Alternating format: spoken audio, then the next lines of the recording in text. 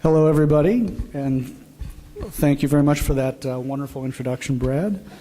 It is a pleasure and an honor to be here today speaking in front of you.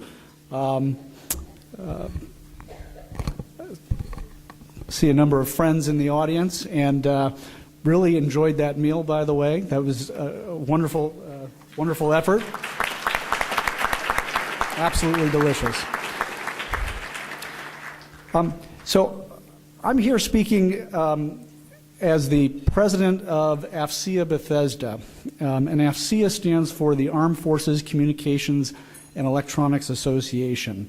AFCEA is an organization that's basically a government and industry collaboration group. It's a nonprofit organization.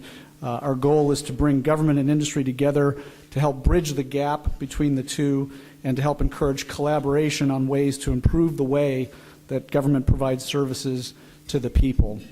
And it's an organization that has about 140 chapters worldwide. I'm actually the president of the Bethesda chapter of AFCEA.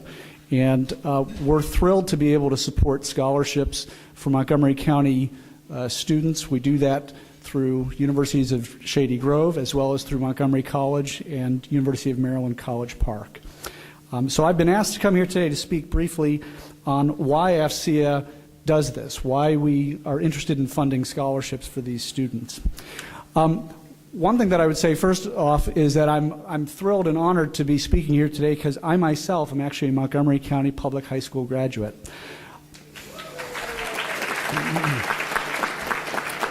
I went to Wooten High School, just 5 minutes down the road. Grew up right here in Rockville. That was a little over 20 years ago, just a little over 20 years ago. And since then, my career has looked a lot like the careers of probably many of the people here in this room, but more importantly, many of the people here who are scholarship recipients. My career looks a lot like your careers probably will look 20 years from now. I grew up here in this area, but I moved away and then came back. I spent 14 years away. I lived in California. I lived in Boston. I've worked for a few companies in my time. Some have been very large, some have been very small. The largest company that I worked for had 140,000 employees. The smallest company I worked for, I was employee number 5. I started my career in customer support and supply chain logistics, moved into marketing and sales, spent time working in operations, moved back again. So I've done a variety of different things. And so if there's one piece of wisdom that I can impart based on my years of experience, it is this, that I can predict with a relatively high degree of certainty that your careers will follow a different path from whatever you are currently predicting it will follow. Now there are a few implications to that I want to talk about briefly. One is flexibility is obviously key to success. Another kind of similar in mind is a saying that has been most often attributed to the Roman philosopher Seneca, which is, luck is what happens when opportunity meets preparation. So to put that a different way, and to put it kind of literally, you need to prepare to be lucky. Third point is both sort of an implication, but also kind of both a cause and an effect when we look at this. And that is that as I look back at my career, there are two constants that I think are sort of inalienable. And I'm not talking about death and taxes. The two constants I'm referring to are education on the one hand and competition on the other. Now let's talk about that for a second. Education is something that I think probably comes to no surprise to the people here in this room. The world that we live in and the technologies we rely on are constantly evolving and changing.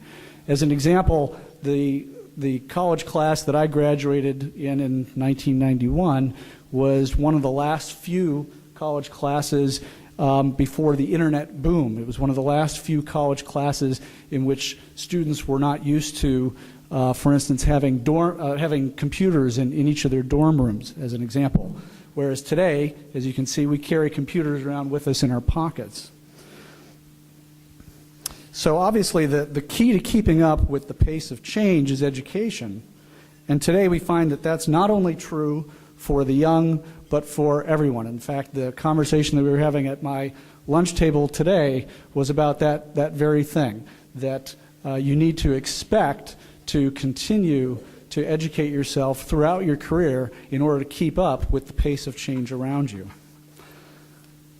Now that leads us to talk a little bit about competition. Those of you who are receiving scholarships here and have received them, who are receiving them today or have received them, are certainly no strangers to competition. After all, you competed for these scholarships. Likewise, as I've noticed from talking to several people today, most of you realize you will be competing next for your jobs. And in fact, you will be competing to create the luck that your preparation earns as you seek to take advantage of the opportunities that you find along the way.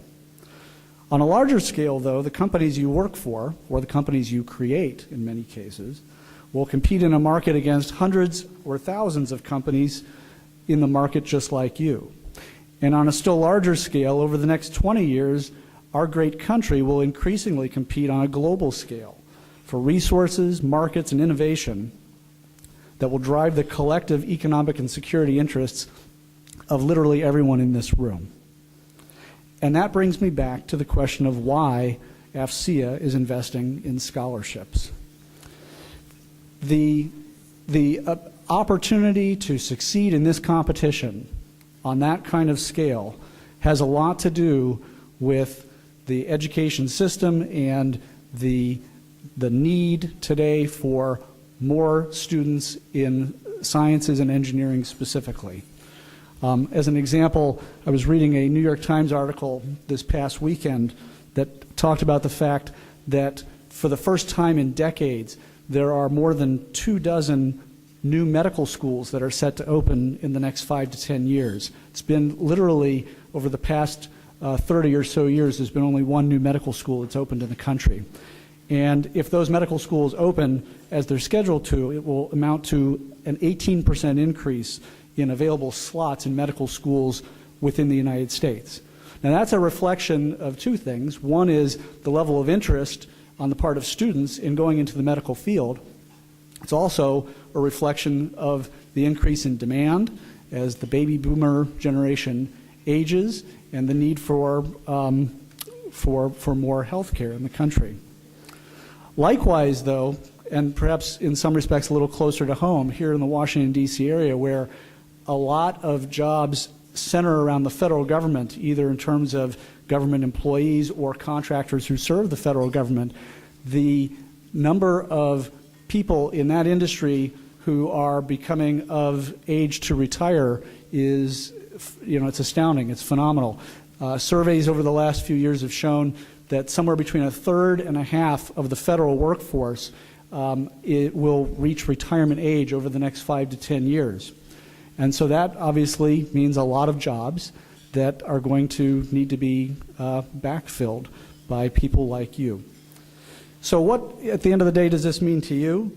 Well, first of all, it means lots of opportunity out there. But, as we talked about, it also means lots of competition. Many of you who are scholarship recipients here today count yourselves as lucky by the fact that you have won these scholarships. But for those of you who continue to work hard and prepare yourselves for your opportunity, I think your luckiest days are still ahead of you.